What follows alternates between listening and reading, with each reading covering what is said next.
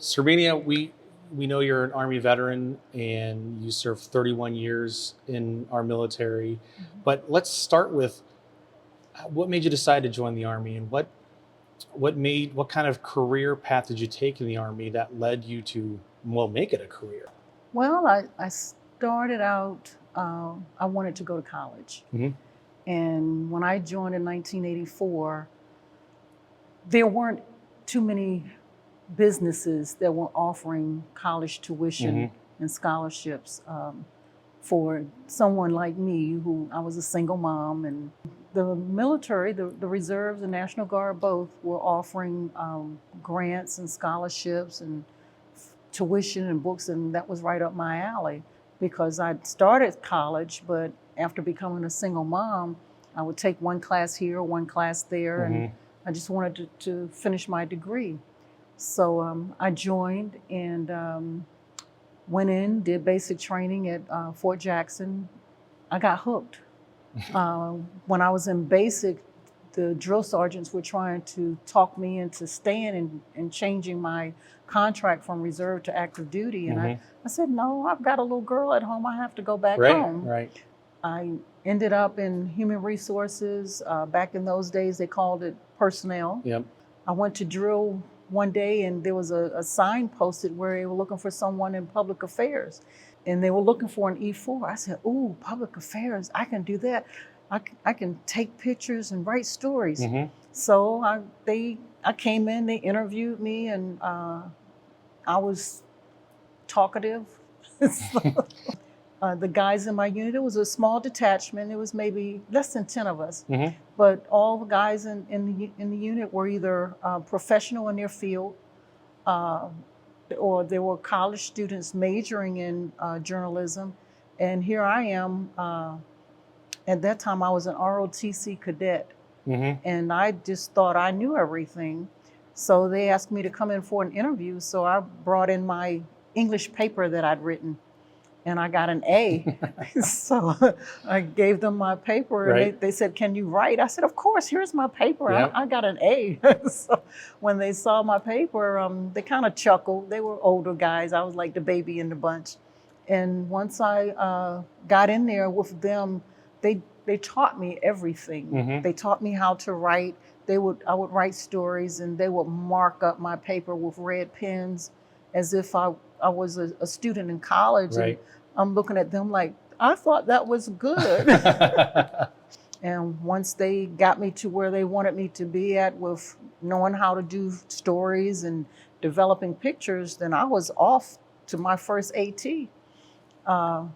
I got to go to Panama, Honduras. I stayed there. I enjoyed it. I knew minimal Spanish, but I loved my job. We weren't in an office. We were out in the jungle. I was the one always sneaking around with my camera, trying to catch the shot, trying to catch them in action, doing something, doing their job. And one day there was a young man who had, I thought it was a horse, and I found out later it was a donkey. He was riding around on his donkey, and I went up, started taking his picture, and he said in Spanish, telling me to get up on the donkey, and I didn't know what he was saying. And one of the other guys spoke fluent Spanish, and they said, he wants you to get up there. So the donkey had no kind of gear or anything on there, and I'm trying to climb up there. So they had to boost me up and get me on the donkey. And once I got up there, all these guys who I'd been taking pictures of, they pulled cameras out from nowhere and just started taking my pictures. I say, hey, what's going on? So that was the beginning of my Army career. Once I got to Panama, I was hooked. After I was in public affairs for a long time, they had a cap on how many people could get promoted in the unit. So in order for me to go to the next level, I had to get out of the unit to go to another unit. So that kind of broke my heart. But during all this time, while I'm still trying to advance in the reserves, I was also, I worked full time. I was a single mom, and I went to school full time. you met your husband in the military. I did. In the Army. Yes. Married 26 years, right? Coming Yes. on 27. So Yes. how'd you two meet? And how you keeping it strong 27 years later? Well, when I tell the story and he tells the story, they're different stories. Right. He has his version and I have mine. Okay. So this is my version. Yep. When I came back out of public affairs and went back to human resources, his MOS is also HR and human resources. There was a magazine that our public affairs people put out every month. On the inside was our feature stories where we did a centerfold with layout photos of each one of the journalists who took some photographs that we thought were interesting. And of course, the one of me sitting on the donkey got in there. I came in one day and somebody said, Sergeant Clark, something. And he said, Sergeant Clark. And he stopped. He was like walking past. Is your first name Serbennia? And I turned around, I looked at him. I said, yeah, who are you? So he said, you were on the Thunderbolt. You were in the Thunderbolt, weren't you? I said, shh, yeah. He said, yeah, I know you. I said, you don't know me. He said, oh, but I saw your picture. The picture on the donkey. Yeah. Yes. He said, you were sitting on a donkey. So at that particular time, we just had a working relationship. We were friends. I wasn't interested in him. He was a nice guy. Long story short, he had to get dinner work done. He called me early that morning. He said, Sergeant Clark, remember you said if I need anything, let you know? I said, sure, yes, Sergeant Davis. I said, what's up? What's going on? He said, the person who was going to give me a ride, they just canceled. And I need a ride to the dentist. I said, oh. I said, okay. I said, let me switch some things around. I'll give you a ride and then I'll drop you off and then I'll come back home. And I was supposed to help my girlfriend move that day. I said, I'll just let her know I'll be back.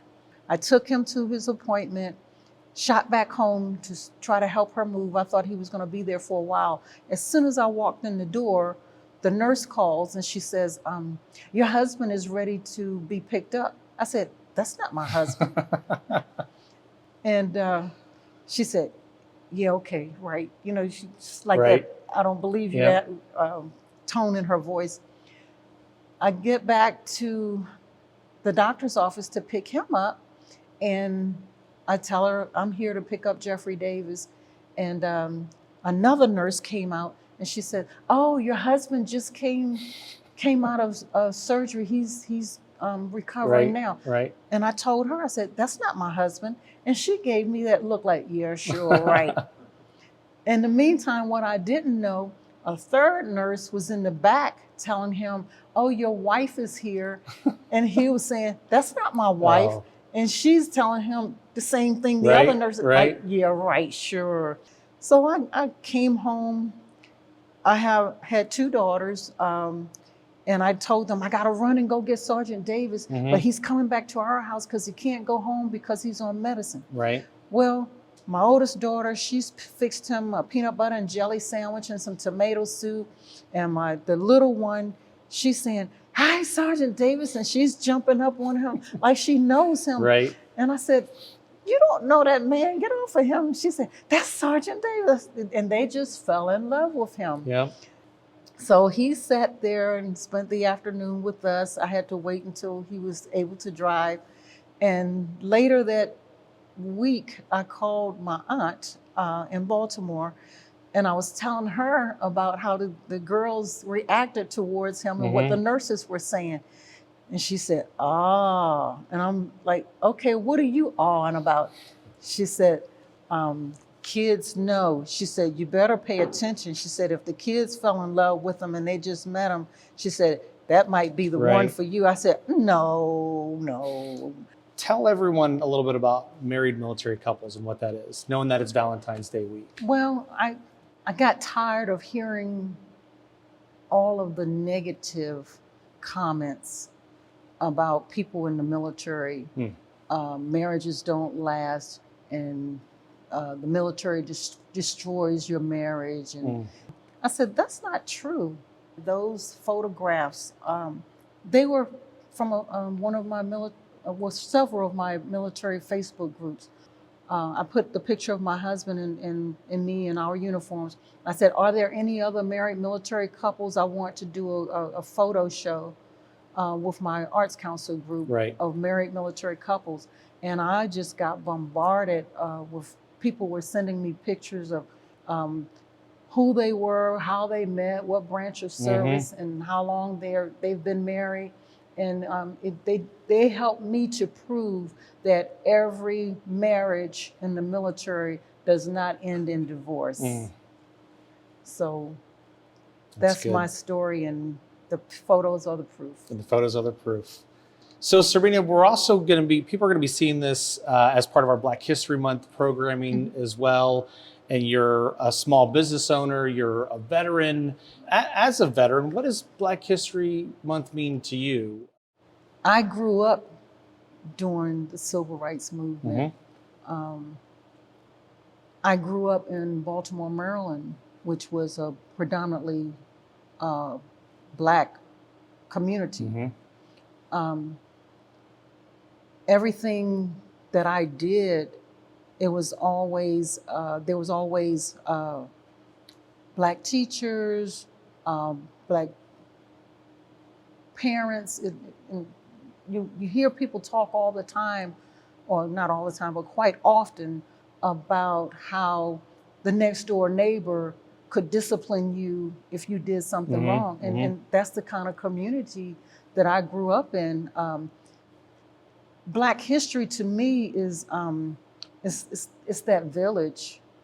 And then in the military, I can remember I met my first Black colonel, and he was a great big tall thin man, and he had a deep voice, and I said, wow, he's a colonel. And I'd never seen a Black colonel. So me having the opportunity to join the military, to go in as a Black female, I was a lot of firsts and everything throughout my career.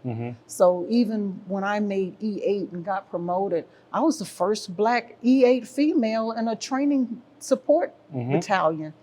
Black history to me as a Black female, as a African-American soldier in the military, it is who I am. And I look back because I know that I stand on the shoulders of other Black soldiers who made it possible for me to become a Black female in the military.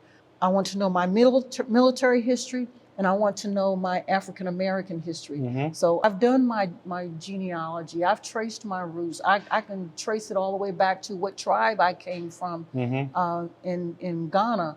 So I guess growing up without a mom and no one to tell you who you are related to and where your heritage came from, I wanted to know. So I started digging, and I thank God and I thank the military for that, because if it had not been for the training I got in the military with doing research and investigating and knowing how to find things and do paperwork and go through, manipulate through different branches of the service, I learned those things in the military. The military taught me how to dig deep and find the right answer. And I've always been one of those people who refuse to take no for an answer. Well, I think that's a great kind of way to end this, because again, as one of our inspiring stories, you've just demonstrated that you found your own training, you did it your way. I did. You found love in the military, you started your own business after, and like you said, you learned those skills to find out the answers to those questions. And if someone said no, you were like, no, I'll find the answer to yes. So there's a way to get it done. Yeah, it's been my honor to get to know you, know that you're here local in Columbus, and that you're here in the museum and visiting here, and ideally for everyone out there as a veteran or a family member veteran, we hope that this place, you can see yourself in this place through the stories, and now you just added to that. So thanks for talking to us today. and we'll keep tabs on you as we go down the road.